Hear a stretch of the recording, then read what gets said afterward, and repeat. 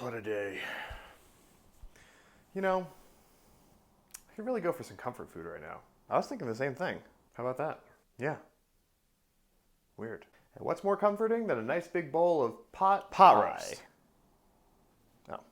Slow roasted beefy goodness with carrots and potatoes. Okay, but that's not pie. So, but what if... Huh?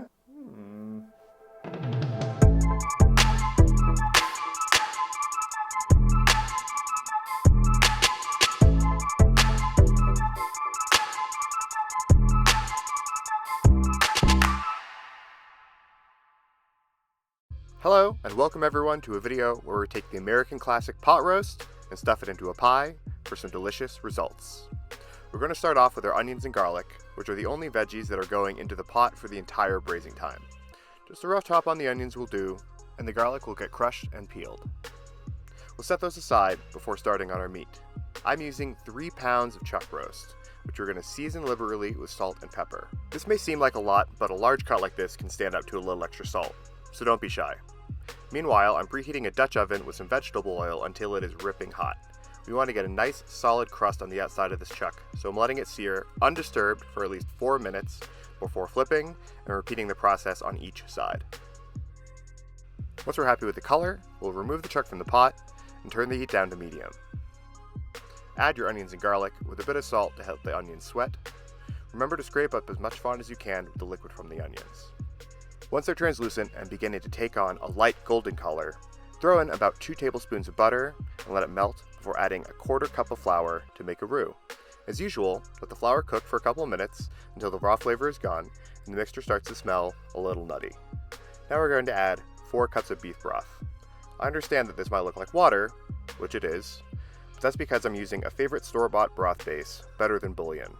It's way more flavorful than the big heavy boxes of stock, and it's the next best thing to homemade that I've found. There's a link in the video description if you want to try it for yourself. I use the chicken and beef flavors all the time. Once the broth is all set, I'm adding the chuck back along with any accumulated juices. I'm also adding some dried thyme and a sprig of rosemary for some extra flavor. We'll let this simmer gently for at least 3 hours, during which I recommend you just check on this once every hour to make sure the broth is still boiling gently, but hasn't gotten too lively. I usually flip mine halfway through, but that's a totally optional step. You may also want to take a moment to skim off some of the fat that's risen to the top of the broth, as you see here. While the roast is simmering away, you can cut up your vegetables. Here are some celery, carrots, and potatoes. Add these after the 3-hour mark and let them simmer with the meat for about an hour or until tender. If you want the meat to cook longer, just add the veggies about an hour before you want to pull the roast. Next, we're going to remove the roast from the veggies and the broth and let it rest for a few minutes before shredding. Add that back to the veggies and let it cool completely before assembling the pie. At least 4 hours in the refrigerator, up to overnight. Once the filling is totally cool, you can roll out your pie dough. Of course, for the best flavor, it would be ideal to have some homemade pie crust.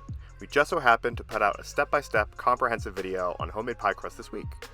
Once your dough is rolled out and set in a pie plate, you can add your filling. I like savory pie to have a lot of filling so that each slice is a whole meal by itself, so don't be afraid to pile it up nice and high.